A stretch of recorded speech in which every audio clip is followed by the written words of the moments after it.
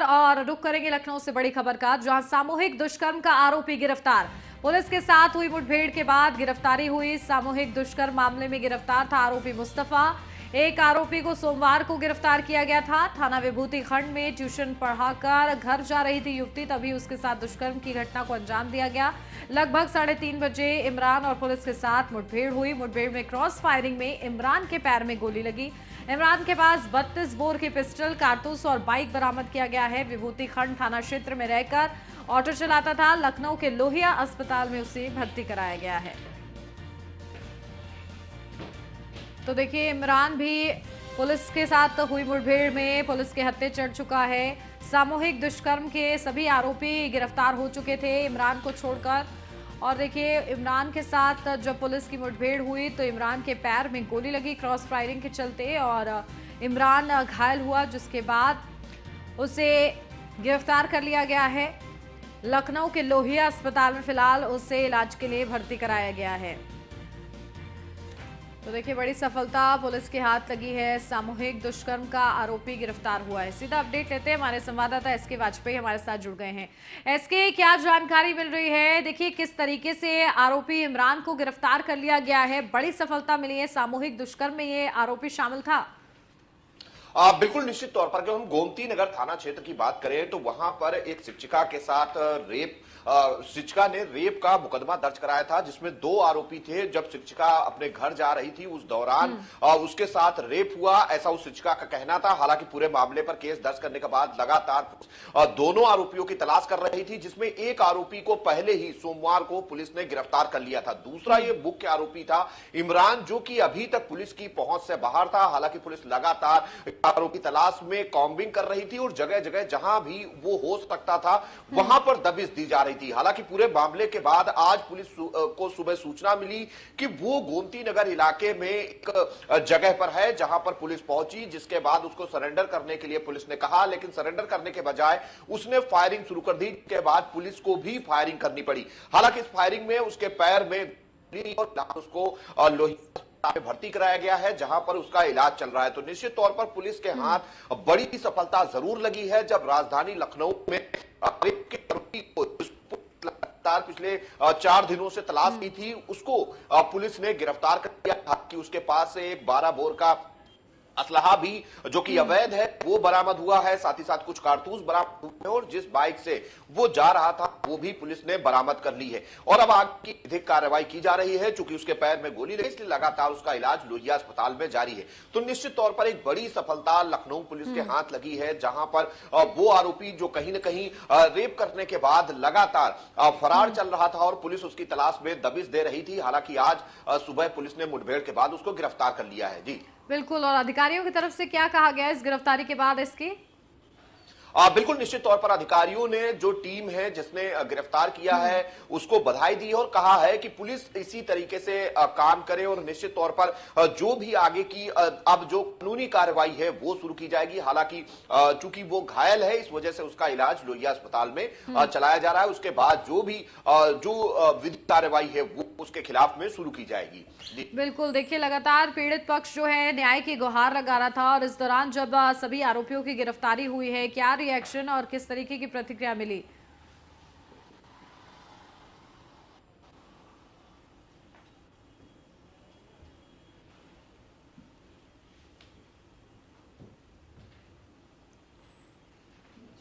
SK, मेरी आवाज मिल रही है आपको? बिल्कुल निश्चित तौर पर जो पीड़ित परिवार है वो ये लगातार मांग कर रहा था कि जो भी दोषी हैं उनके खिलाफ कठोर कार्रवाई की जाए और ऐसे लोगों को तत्काल गिरफ्तार किया जाए। और कहीं ना कहीं पुलिस पर भी दबाव था। पुलिस भी लगातार कोशिश कर रही थी कि आरोपी को गिरफ्तार किया जाए, उसको जेल की सलाखों के पीछे भेजा जाए। हालांकि एक आरोपी गिरफ्तार था और दूसरा लगातार फरार चल रहा था। इमरान को पुलिस ने मुठभेड़ के दौरान गिरफ्तार किया है। तो निश्चित है कि पुलिस के लिए बड़ी सफलता जरूर है।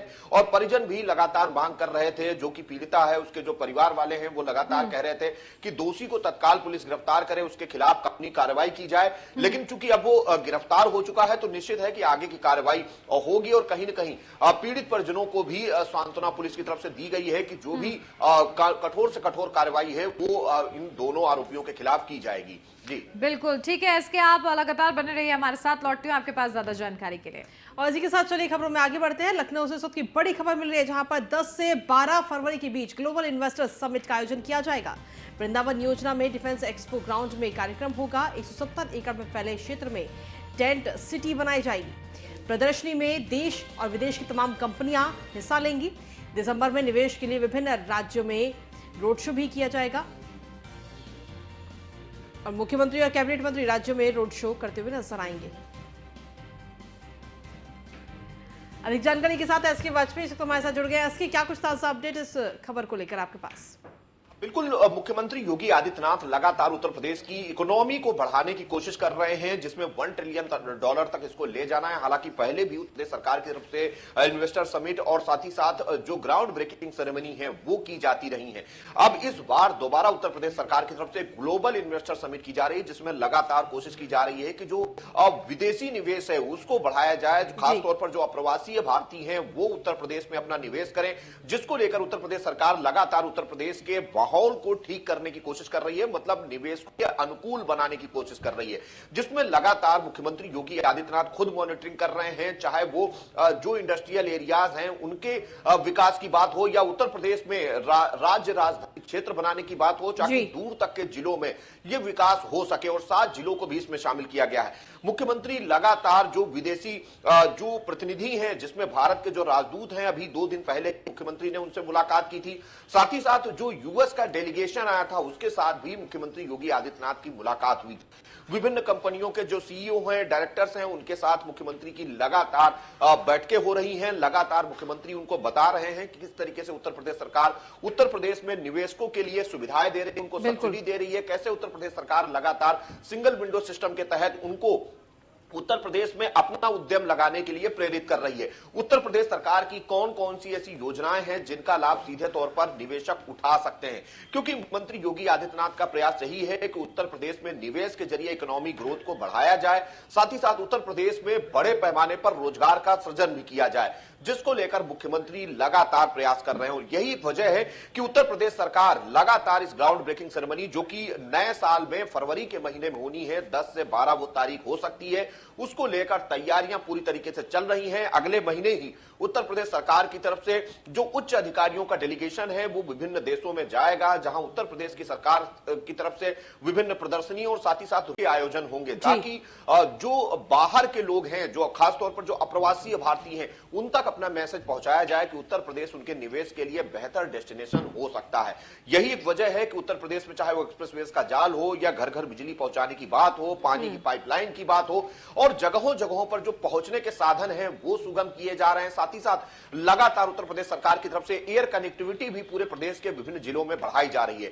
वजह साफ है कि ज्यादा से ज्यादा जिलों को पहुंचने के लिए सुगम बनाया जाए, चाहे वो एयर कनेक्टिविटी के जरिए हो या फिर रोडवेज के जरिए हो।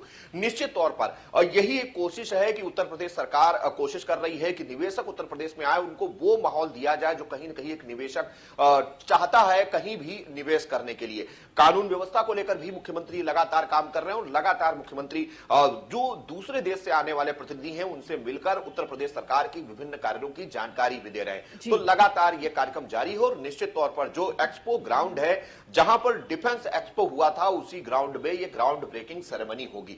हालांकि अगर हम पहले की ग्लोबल इन्वेस्टर समिट या जो ग्राउंड ब्रेकिंग सेरेमनी हुई है उनकी बात करें तो उससे यह बड़ी होगी, क्योंकि इस बार लक्ष्य बड़ा है। करीब 10 लाख करोड़ रुपए के निवेश का लक्ष्य लेकर उत्तर प्रदेश सरकार चल रही है कि इस ग्लोबल इन्वेस्टर समिट के जरिए उत्तर प्रदेश में 10 लाख करोड़ का निवेश लाया जाएगा। अब देखना यह है कि कितना फायदा इस ग्लोबल इन्वेस्टर समिट में मिलता है। जब मुख्यमंत्री योगी आदित्यनाथ ने खुद कमान संभाल रखी है, खुद ही वो कोशिश कर रहे हैं, लगातार प्रतिनिधियों से मुलाकात कर रहे हैं, जो भारत के राजदूत दूसरे देशों में हैं उनके जरिए अपना मैसेज पहुंचा रहे हैं और कोशिश कर रहे हैं कि ज्यादा से ज्यादा कंपनियां उत्तर प्रदेश में आओ। यही वजह भी है कि उत्तर प्रदेश में चाहे डाटा सेंटर की बात हो या फिर मोबाइल यूनिट्स के मैन्युफैक्चरिंग की बात हो, लगातार उत्तर प्रदेश की तरफ कहीं न कहीं निवेशकों का रुझान भी बढ़ रहा है। जी, अगर एक तरह से देखा जाए तो इस समिट के बाद में अगर निवेशक उत्तर प्रदेश के रुख करते हैं, निवेशक जितनी ज्यादा संख्या में आएंगे उतनी ही आसानी जो इकोनॉमी का लक्ष्य हमने रखा है उत्तर प्रदेश के अंदर उसको हम पा सकेंगे उतनी आसानी से, और साथ ही जो बेरोजगारी की दर है वो भी कहीं ना कहीं कम होगी। बिल्कुल निश्चित तौर पर, क्योंकि उत्तर प्रदेश देश का सबसे बड़ा सूबा है और सबसे बड़ी संख्या में उत्तर प्रदेश में लोग निवास करते हैं। बिल्कुल। हालांकि 2011 की जनगणना के अनुसार अगर हम देखें तो करीब 25 करोड़ उत्तर प्रदेश की आबादी है। तो निश्चित है कि इस आबादी में बड़े पैमाने पर युवा हैं जिनको रोजगार की जरूरत है। तो जब उत्तर प्रदेश में निवेश आएगा, उत्तर प्रदेश में विभिन्न कंपनियों के उद्यम लगेंगे, तो निश्चित है कि रोजगार का सृजन भी बड़े पैमाने पर होगा। और साथ ही साथ जब उत्तर प्रदेश में विदेशी निवेश आएगा या बाहर के राज्यों से निवेशक आएंगे, तो निश्चित है कि उत्तर प्रदेश की इकोनॉमी ग्रोथ भी बढ़ेगी। तो इन बहुत सारी चीजों को ध्यान में रखकर मुख्यमंत्री योगी आदित्यनाथ एक तय लक्ष्य, जो कि 10 लाख करोड़ रुपए के निवेश का लक्ष्य इस नए साल की ग्राउंड ब्रेकिंग सेरेमनी में है, जो कि ग्लोबल स्तर पर होने जा रही है, उसमें लेकर चल रही है। निश्चित है कि इसमें सफलता मिलती है तो न केवल उत्तर प्रदेश की इकोनॉमी ग्रोथ बढ़ेगी, बल्कि उत्तर प्रदेश के युवाओं को रोजगार भी बड़ी संख्या में उत्तर प्रदेश में मिलेगा। चलिए, शुक्रिया इसके तमाम जानकारी और अपडेट्स देने के लिए। तो वही बढ़ते हैं आगे प्रयागराज से अगली खबर, जहां प्रयागराज में आरएसएस की 4 दिवसीय बैठक का आज आखिरी दिन है। बढ़ती बेरोजगारी और जनसंख्या असंतुलन समेत कई मुद्दों पर मंथन हुआ। आज दत्तात्रेय होसबाले लिए गए फैसलों की जानकारी देंगे और देखिए इस दौरान तमाम अहम बातों पर मंथन किया गया है। आरएसएस की खास ये बैठक रही 4 दिवसीय और हर एक मुद्दे पर मंथन करने के बाद आज क्या इन बैठकों का नतीजा निकला है, उसके बारे में आज जानकारी जो है साझा की जाएगी कि किस तरीके से इस बैठकों के जरिए बड़े फैसले लिए गए हैं, बड़ा मंथन किया गया है। इन तमाम बातों का जिक्र और एक जो उसका नतीजा है, क्या आउटपुट इन बैठकों का निकला है, वो सामने आज रखेंगे। तो प्रयागराज से महत्वपूर्ण अपडेट है, जहां आरएसएस की 4 दिवसीय बैठक का आज आखिरी दिन।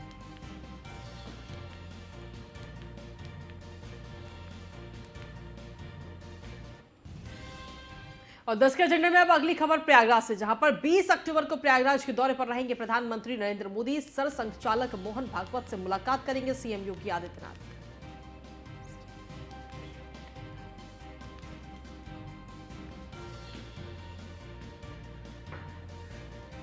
तो इस वक्त की बड़ी खबर आप तक पहुंचा रहे हैं। गोहनिया स्थित राष्ट्रीय स्वयंसेवक संघ के शिविर में रुके हुए इस वक्त मोहन भागवत और सीएम योगी आदित्यनाथ मुलाकात करेंगे। आगमन को देखते हुए हेलीपैड की भी व्यवस्था वहां पर की गई है।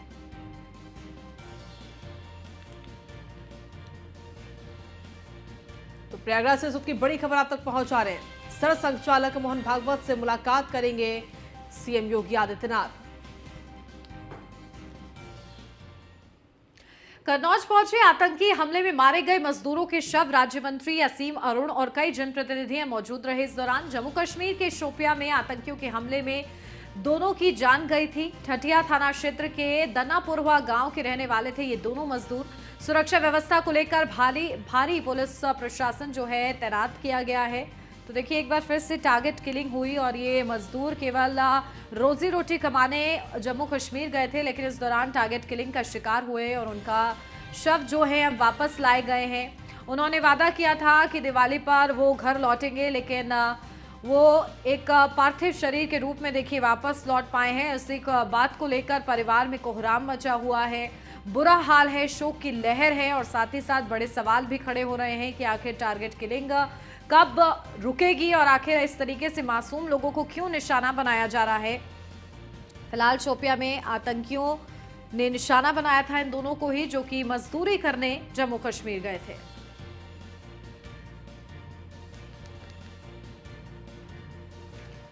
और चलिए सीधा अपडेट ले लेते हैं। हमारे संवाददाता राहुल कुमार हमारे साथ जुड़ गए कन्नौज से। राहुल, क्या जानकारी मिल रही है? देखिए शव पहुंचे हैं वहां पर, परिवार का बुरा हाल है और इस तरीके की घटना बेहद ही दुखद रही जहां टारगेट किलिंग का शिकार हुए। क्या कुछ फिलहाल जानकारी मौके से? जी कृतिका, देखिए जिस तरह बताते हैं कि जम्मू कश्मीर के शोपिया में जो कि दैनिक मजदूरी करने के लिए दोनों लोग गए थे, जिसके बाद टारगेट किलिंग का उन पर हमला हुआ जिससे दोनों की मौत हो गई। वहीं आज उनके दोनों के पार्थिव शरीर जो कि उनके घर पहुंचे। वहीं एक दिन पूर्व उनके पत्नी से बात हुई थी कि वह दीपावली के त्योहार को लेकर अपने घर पहुंचेंगे, लेकिन वह तो नहीं आए, उनके पार्थिव शरीर घर पहुंच गए। ऐसे में ही जनप्रतिनिधि व मंत्री असीम अरोड़ भी मौके पर पहुंचे और सुरक्षा व्यवस्था को लेकर भारी पुलिस प्रशासन भी मुस्तैद है। हालांकि परिजनों का रो रो कर बुरा हाल है। वहीं दोनों ही जो कि मृतक हैं उनके छोटे छोटे मासूम बच्चे हैं। आखिर देखना होगा कि प्रशासन द्वारा मासूम बच्चों के लिए क्या कुछ किया जाएगा। जी गतका। बिल्कुल, देखिए किस तरीके से आर्थिक सहायता पहुंचाई जाएगी प्रशासन की तरफ से, उसके क्या इंतजाम वहां पर किए गए हैं। आश्वासन तो दिया जा रहा है, लेकिन देखिए जो लोग गए हैं वो तो वापस नहीं आ सकते, लेकिन एक आर्थिक सहायता उनको दी जा सकती है मदद के रूप में। क्या उसको लेकर जानकारी? जी बिल्कुल, देखिए अगर आर्थिक मदद की बात की तो मंत्री असीम अरुण ने भी उन्हें आश्वासन दिया है कि उन्हें जो भी संभवतः मदद है वो प्रशासन व राजस्थान पर उन्हें दिलवाया जाएगा। हालांकि उनका ये भी कहना है कि एक परिवार जो कि ऐसा था झोपड़े में रहकर अपने परिवार का भरण पोषण करता था, हालांकि इसी को लेकर वो दैनिक मजदूरी करने के लिए शोपियां में गए थे, जिससे उनकी दोनों की आतंकी हमले में मौत हो गई। साथ ही इसके साथ तिरबा विधायक कैलाश राजपूत ने भी उन्हें आश्वासन दिया कि विधायक नीति से उन्हें आवास मुहैया कराया जाएगा और जो भी होगा उन्हें आर्थिक स्थिति उनके सुधारने को लेकर जो भी आर्थिक बिल्कुल, मदद देखिए दी जाएगी। बेसहारा परिवार हो गया है, अब किस तरीके से प्रशासन मदद करता है देखना होगा। बहुत शुक्रिया राहुल आपका। और इसी के साथ चलिए 10 के एजेंडे में अब अगली खबर का रुख कर लेते हैं। मेरठ के हस्तिनापुर में भीमकुंड गंगा घाट पर मंगलवार को बड़ा हादसा हो गया। 15 लोगों से ज्यादा को लेकर जा रही नाव गंगा के बीच धारा में पलट गई। इस हादसे में 12 लोगों को बचा लिया गया और जबकि एक युवक को डूबने की वजह से मौत हो गई और एक अन्य की तलाश की जा रही है। इस वक्त हस्तिनापुर क्षेत्र के भीमकुंड गंगा घाट पर पुल के अप्रोच रोड टूटने के बाद से गंगा के आर पार जाने के लिए अवैध नाव संचालन किया जा रहा था। वहीं नाव हादसे में मृतक मोनू शर्मा के परिवार को आर्थिक सहायता देने जिला पंचायत अध्यक्ष गौरव चौधरी पहुंचे। इस दौरान जिला पंचायत अध्यक्ष गौरव चौधरी ने आर्थिक मदद के तौर पर परिवार को 4 लाख का चेक सौंपा। जो हम लोग से परिवार की क्षति तो हम पूर्ण नहीं कर पाएंगे, बट ये है कि आर्थिक सहायता जो प्रशासन की तरफ से मिलती है 4 लाख रुपए की, वो हमने आज ही अर्जित कर दी है। कल सुबह तक खाते में आ जाएगी इनके। उसके अलावा जो भी वहाँ पे कार्रवाई होनी है, जो बोट के संबंधित, नौका के संबंधित, वो भी वहाँ डीएम साहब के माध्यम से करी जा रही है। आर्थिक सहायता जो जैसे हमें पता चला कि हस्तिनापुर क्षेत्र में एक नाव डूबने की वजह से एक दुखदपूर्ण घटना घटी, तो मौके पर शासन प्रशासन और हम सब जितने भी जनप्रतिनिधि मौके पर पहुँचे और हम लोगों द्वारा प्रशासन द्वारा जितनी मदद सहायता की जा सकती थी एनडीआरएफ की टीम गाजियाबाद से पहुंची और हमने मौके पर देखा कि 15 में से 13 लोगों को बचा लिया गया। 2 लोगों को हम बचाने में असफल रहे, जिसमें से एक भाई को हम ढूंढ पाए, अभी एक की सर्च और जारी है। और मैं धन्यवाद करूंगा अपने प्रशासन का, डीएम साहब का, एसडीएम साहब का, जिन्होंने मौके पर पहुँच 8 घंटे वहीं पर खड़े रहे। और जैसे ही हमें पता चला कि हस्तिनापुर क्षेत्र में एक नाव। और आगरा से अगली खबर, जहां न्यूज़ 1 इंडिया की खबर का असर हुआ है, जहां खैरागढ़ कस्बे में संचालित अस्पताल सील किया गया। अवैध हॉस्पिटल को विभाग ने सील किया है। लापरवाही के चलते प्रसूता की मौत हुई थी। परिजनों ने मौत के बाद जमकर हंगामा किया था। तो देखिए खैरागढ़ कस्बे में संचालित था ये अस्पताल, जिसे सील कर दिया गया है। न्यूज़ 1 इंडिया की खबर का ये बड़ा असर हुआ है। अवैध हॉस्पिटल को विभाग ने सील कर दिया और न्यूज़ 1 इंडिया ने इस पूरी खबर का संज्ञान किस तरीके से प्रमुखता से दिखाई थी, उसके बाद इस खबर पर संज्ञान लिया गया है और इस अस्पताल को सील कर दिया गया है।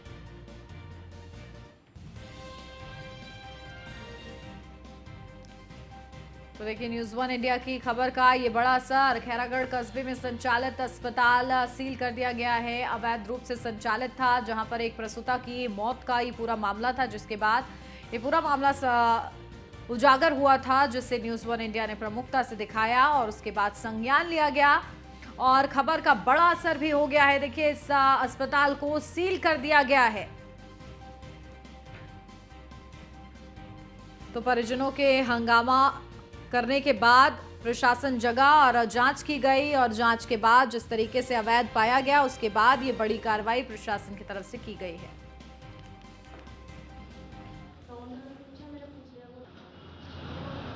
बाद में खैरागढ़ में कल खैरागढ़ जो हॉस्पिटल है उसमें जो झोला छाप है, जिसमें महिला की डिलीवरी के दौरान मौत हो गई, जिस पे आज सीएससी प्रभारी मुकेश चौधरी जी ने तमाम कार्रवाई की हैं, जहां झोला छाप डॉक्टर और तमाम लोग टीम के देखते ही भागने शुरू कर दिए। मेरे साथ सीएससी प्रभारी मुकेश जी हैं, इनसे जानकारी करते हैं किस तरह की कार्रवाइयाँ की गई हैं और आगे किस तरह की कार्रवाइयाँ होंगी।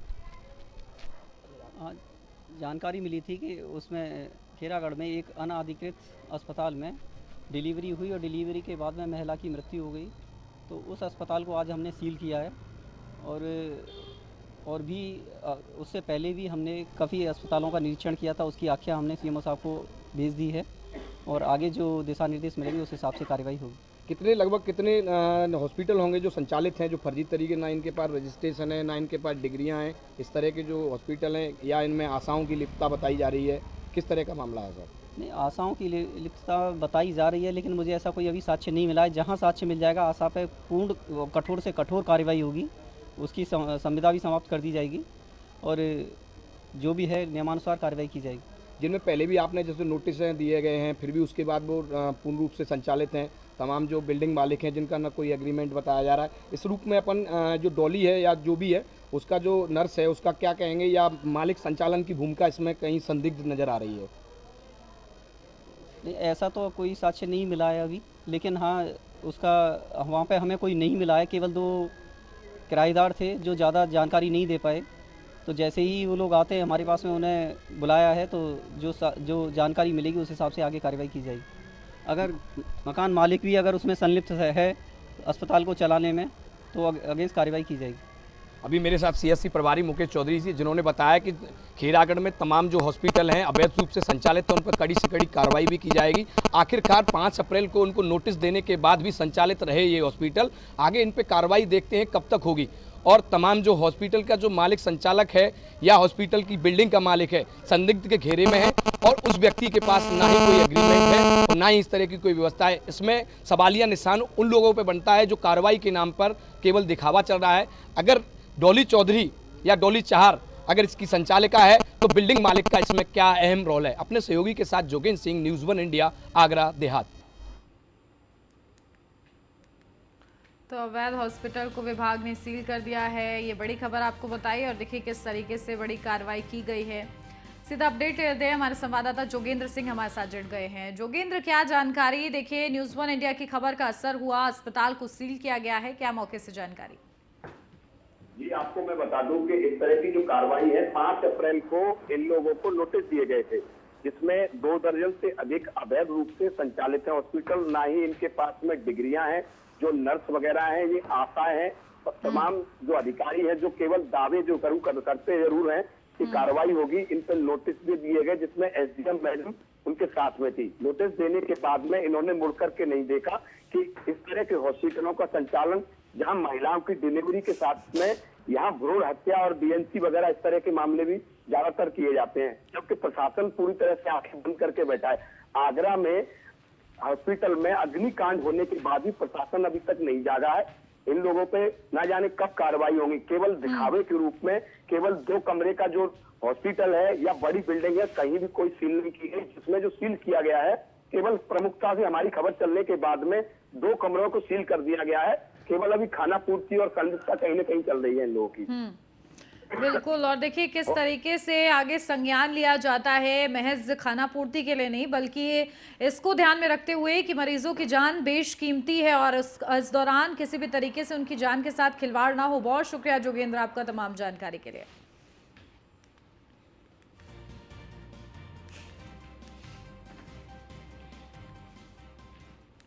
और चलिए अगली खबर का रुख कर लेते हैं लखनऊ से, जहां पर बिजली खंभों का इस्तेमाल कर सकेंगी संचार कंपनियां। बिजली कंपनियों को तय राशि का भुगतान करना पड़ेगा और राज्य विद्युत नियामक आयोग ने तैयार की है दूरसंचार नेटवर्क सुविधा नियमावली।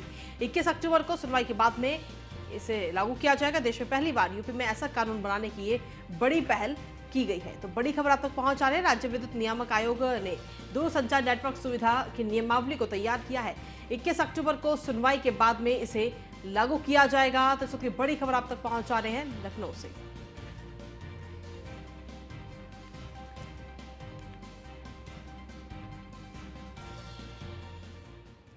और अब खबर महोबा से, जहां बदमाशों ने युवक को अगवा किया, गाड़ी बुकिंग पर ले गए। युवकों ने गाड़ी मालिक का अपहरण किया, गाड़ी बुक कर महोबा से चित्रकूट ले गए अपहरणकर्ता।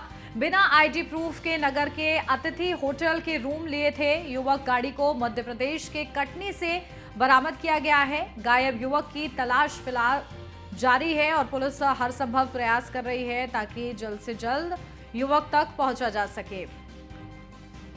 तो देखिए बड़ा ये पूरा मामला है, जहां गाड़ी को मध्य प्रदेश के कटनी से बरामद कर लिया गया है और युवक की तलाश भी जारी है।